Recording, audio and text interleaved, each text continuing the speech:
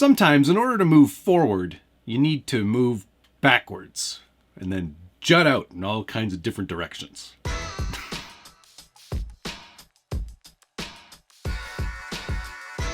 Welcome back to the Scale Builders Guild. Thanks again for watching. Today we're taking a first look, run, and review of the new Axial SCX10III BaseCamp. And here it is. Yep, it's a truck. This is Axial's new SCX10III BaseCamp, and what you're looking at is essentially Axial's answer, or response, I guess, to trying to put out something a little simpler, a little cheaper, and a little more capable. That's probably the best way that I can put it. It does leave me with a lot of head-scratching question mark kind of moments, but we'll get into those things as we kind of go through the whole vehicle. There are 3 different colors of this truck available. This blue, a green, and sort of a dove gray, which I actually think that the blue is probably the best looking of the 3. Not sure that that's saying much. It's not they're odd colors. They are definitely weird. But essentially what you're looking at is an SCX10III simplified. I think Axial's goal here was to get something that could compete in sort of the TRX4 Sport RTR market. It's very basic. The body itself, quite basic looking body, maybe sort of designed to look a bit like a Toyota. You can sort of see the lines in the rear tailgate there and sort of up front here. It does have some lines reminiscent of a Toyota, certainly not from the front. It is very, very budget though. These are stickers. There are no windows on this truck. They're painted over completely on the other side, so if you wanted to have windows, you'd have to scrub that paint off or use some sort of paint removal, caustic sort of chemical, which I wouldn't recommend. A little elbow grease and some high grit sandpaper will do you the job just fine. You will notice there are body posts again on this truck. Again, I think that's sort of the value conscious sort of area of this truck. Other new things, DeMello off-road front bumper, which you probably saw this the first time on the Proline Bronco release. The 2021 Bronco body that Proline is doing, they featured this bumper. So you know that this was the base that they showed off on that. Let's flip it around here. Another new bumper for the rear here. You do get some D-rings included on there, and it is molded to kind of contour to the body and the fender. So it is definitely meant for this truck specifically. There is no drop bed. That is just one big solid flat black painted panel. So yeah, again, another bit of evidence that this is a severely budget-oriented truck. Would have been nice to see a drop bed there, I'm not gonna lie. Same thing with the windows. I think that's sort of something they probably should have done. New Falcon Wild Peaks. This is not the same Falcon Wild Peak that they've done in the past. This is all new. R35 compound, as I've been told. Some nice molded details, reasonably knobby. They are a little harder than I would think. Plenty of action on the foam there. That is a Black Rhino licensed wheel. It is not a beadlock. That is a glued on tire. So you're stuck with that. But I do like the caps over the screws. I think that's always a nice touch. I'm glad they didn't cheap out on that part there and still left that intact. I think that looks pretty good. The tires are nice though, 4.7 inches tall. They look like they'll perform substantially better than the Nittos that came on previous SCX10IIIs. All right, so let's get this body off and we'll take a closer look at some of the details underneath on this chassis. Okay, body off. Here's the revised look at the SCX10III BaseCamp chassis. You'll notice right away this transmission and motor placement is completely different from the SCX10III kit or any of the RTRs that have come before. This is the new LCXU transmission. This is not a standard 3-gear transmission like Axial's used in the past. This is a new 5-gear transmission. I think going forward, this will be the low-cost or budget version of the transmission. And there are some welcome changes. Of course, the motor now sits much lower than it did in the SCX10III kit or RTR. It is a much smoother drivetrain now, and I think that is mostly because there are no additional features. There's no dig, there's no 2-speed. It is strictly a single-speed, single-purpose transmission, which, I think a lot of people, myself included, I do like the simplicity. I don't think that I'm going to miss dig. I don't think many other people will miss dig. And certainly being a smoother, quieter transmission, I think will also please a lot of people as well. I've already gone ahead and opened it up. All metal gears inside there. Lots of strength as well built into this. It's a smaller footprint as well, so it's going to be lighter and easier to work on. And since this truck comes with the portal axle standard, there are going to be aftermarket gears available in order to change the overall reduction to allow for the straight axle conversion if you wanted to go that route. So that's really good to see. Personally, I don't really have a big issue with this style of transmission. I always, this is the default. You do lose a lot of real estate if you were going to go to, say, a full interior or change the body out completely. You might have to work around this much larger spur being right here center in the chassis. One thing to note on that new LCXU transmission, this is a new bolt pattern. So your center skid is going to have a completely different bolt pattern than any of the previous skids before it. Why, for example, wouldn't you allow someone who had an SCX10II or a Vanquish case for that 3-gear transmission, why not let them use that here? Why change the bolt pattern? A couple of other nice things. New all aluminum shocks. Not the prettiest in terms of the design of the shock itself, but functionality, they seem to be working quite well. They are holding oil, which is good to see as well. And it's nice to see an all metal construction shock on an RTR. I think that's really great to see. Also, metal panhard bar. So I'm not sure if this was always something that was included or became a rolling change at some point, but this is very nice to see. That was definitely a failure point for sure on a lot of SCX10IIIs, so great to see that that's changed. Same rail construction as far as I can tell. It is still the telescoping style rail system that they've developed, which actually came from the Vitara. And now made its way into the SCX10III. That's still here, so you could change wheelbase, get new links, of course, and that'll move around quite nicely. A couple other notable changes. The plastics used for the battery tray are a lot more flexible now. Like, super flexible. I've never seen anything quite like this. Not sure why they did that, but it's been done. Links, these are definitely the value conscious link. Still using a 4mm rod end, so these are 4mm links, but definitely the smallest diameter I've seen on an SCX10III, so saving a bit of money there as well. Okay, so I did mention that there were body posts now instead of the hidden body mounting system, but Axial did account for anybody who wanted to maybe throw a body on there from one of their other lineups that would work with those hidden body mounts, so they still have the hidden body mount posts.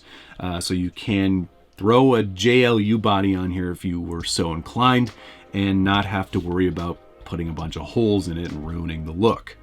Another interesting change, there are 4 different mounting positions for servos and servo winches.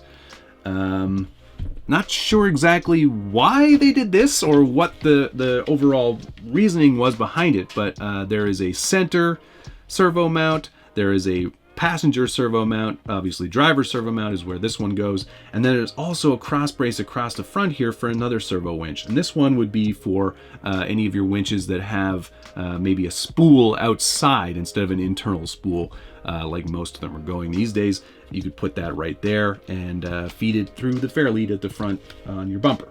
So lots of mounting positions there. Same wildboard drive shafts, same axle construction. These are the portal axles like I mentioned earlier. Nothing different about those whatsoever. In terms of electronics, you're getting a Spectrum rebranded Hobbywing style ESC. This is 2 to 3S LiPo compatible. It's set up for LiPo out of the box, and it has a 50% or 100% drag brake. You just change the dip switch on there. Paired to a 35-turn Dynamite brushed motor. It's got a couple of magnets on here for resistance, and a Spectrum S614 steering servo. I'll have to put the specs down below. I can't remember that one off the top of my head. And a Spectrum SR315 receiver paired to the SLT3 transmitter. This is the most basic Spectrum transmitter in the lineup currently, but it is a 3-channel, so you do have that rocker switch. So if you did want to install your own servo winch, you don't have to upgrade the radio right away. You can program that to the 3rd channel and have that rocker switch handle the duty of the servo winch. Decent radio though, certainly good enough to get started, and a lot more substantial than some other RTR radios, so I'll give them that. That is a pretty decent start. The BaseCamp chassis comes in at the standard 12.3-inch wheelbase, so it will accept a ton of aftermarket bodies. I think giving the option of body posts, if you're living in the past, and these hidden body mounts does give you a variety of options for upgrading that body. And let's just take another look at this thing here. It's about as basic as it can get, and doesn't do the truck any favors. It's not a very good looking body. I mean, even if you were like, yeah, I love Toyotas, and I have an affinity for Toyotas for sure, I think you'd be hard pressed to go, this is the choice I should make. Because it doesn't look very good. They dressed it up with a few stickers to kind of make it look a bit more like a truck, but it's a low effort body for sure. And I know it's to keep the price down. I get that entirely. But here's where we get into a few problems. Not only is it not a great looking body, but on full cycle, oh man, on full cycle of the steering, there's a fair bit of body rub at full compression, which I don't know about you, but I'm gonna find that pretty annoying on the trails. I would definitely do some trimming of these fenders to get that eliminated right away, because that's terrible. If Axial was looking to compete with Traxxas and the TRX4 Sport RTR, I think they missed the mark ever so slightly, and that's because this is still more expensive than the TRX4 Sport. I don't usually do comparisons or comparison videos, but I think that's sort of worth mentioning. If you're looking to compete in the budget market, you've got to undercut the competition, and I think they missed that mark ever so slightly. Is there more value in this truck? It's very hard to say on the bench. I'm going to have to get it out and actually drive it, which is what we're going to end up doing at the end of this video. But for all intents and purposes, I get where they were going. I just feel like there were a couple of missteps here. And I wonder, in fact, if some of these things were absolutely necessary and if there were other ways they could have cut costs or saved a bit here and there in order to make this work. I'm not sure licensing was necessarily an important element to include in this truck. So Falcon or Black Rhino or even DeMello Off-Road with the front bumper, not sure you needed to have any of those licensing agreements in place. Maybe that could have lowered the price. I'm not sure if it would have been a significant lowering, but it's something that I would have certainly looked at myself. While this is an RTR, I would love to see this truck come as a kit. I think this could replace the raw builder's kit And in fact, wouldn't be a bad idea, in my opinion, to really kind of help push the SCX10III out into the market a little bit harder. Without wheels and tires, without any of the electronics, without the bumpers, I think this could be a really good value option going forward. Do you think that this could be the next raw builder's kit? Let me know. Put a comment down below. You know I love reading through your feedback, and I try to answer as many of them as I can. And if you're enjoying this video, you like, run, review, first looks, hit the like button. The algorithm needs you to hit the like button.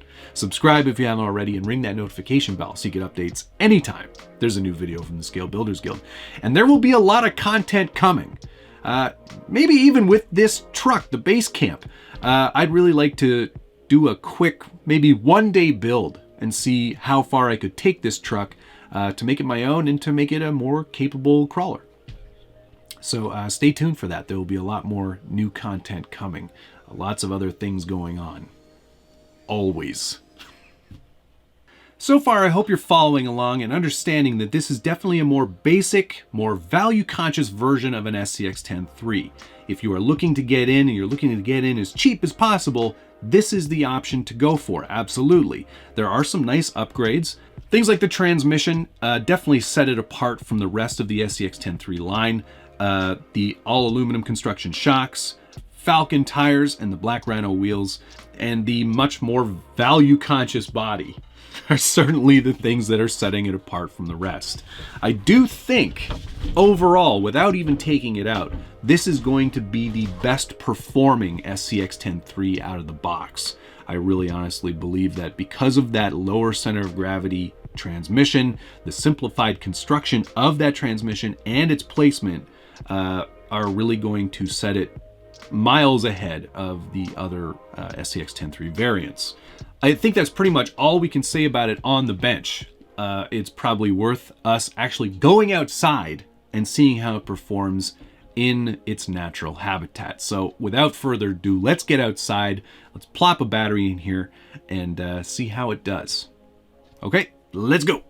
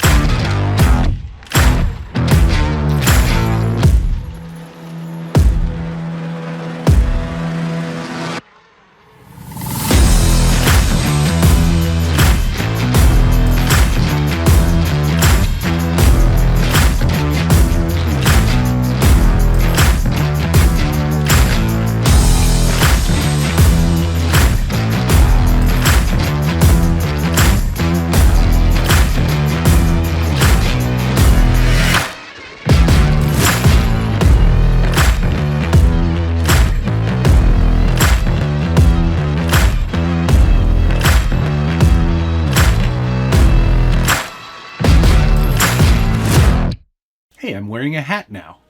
As expected, this truck did perform, in my opinion, better than any of the SCX10IIIs that I've had before it. Mostly because it's light and it's very simple. There isn't much going on here. That transmission is quieter and more reliable and more efficient, I think, than the previous dig version or 2 speeds or whatever was going on before. This is a much simpler setup, and I actually quite enjoyed the driving experience. Aside from the body and no inner fenders and the simplicity of the whole thing, it did do very well. That lightweight did help to sort of carry it over obstacles. The tires, hard to say, they weren't as sticky as I was kind of hoping they would be, but they are a nice open spaced pattern and they did perform quite well. Ultimately, its driving dynamics are pretty decent, so it's definitely got that going for it. Shocks were great. None of them are leaking, which is amazing news. And bumper front and rear clearance definitely takes a bit of a hit there, but because they're plastic and flexible, they do tend to get out of the way of an obstacle if need be. Portals, of course, are great. They do help clear a lot of obstacles, stumps, small rocks. None of those things really will hang up on the diffs, which is really nice. It would be cool to see this same truck on a straight axle. So as soon as those gears are available for the transmission, I'm going to do the conversion because I like straight axles more than I like portals. And I've got a set of those sitting here waiting for me, so might as well put them on and see how it does. How I'm going to treat this truck going forward, this is going to be my loaner truck. You know, you want to get into the hobby, you want to try it out, here, use this one. Don't use any of my good ones. These are mine. Don't touch these ones. There's a ton of things that I would probably like to have seen done differently, but this is a decent starting point for sure. So there you go. That's the first look, run, and review of the new Axial SCX10III BaseCamp. There it is. There'll be links down below if you want to pick one up for yourself. Those are affiliate links, so they do help me out as well. If you're interested in supporting the Scale Builders Guild, that's the best way to do it. So thank you very much for your support, and thanks to Axial for sending this along so we can do this run and review. And that's going to do it, I think, for this episode. Thank you so much for watching. We'll see you again soon.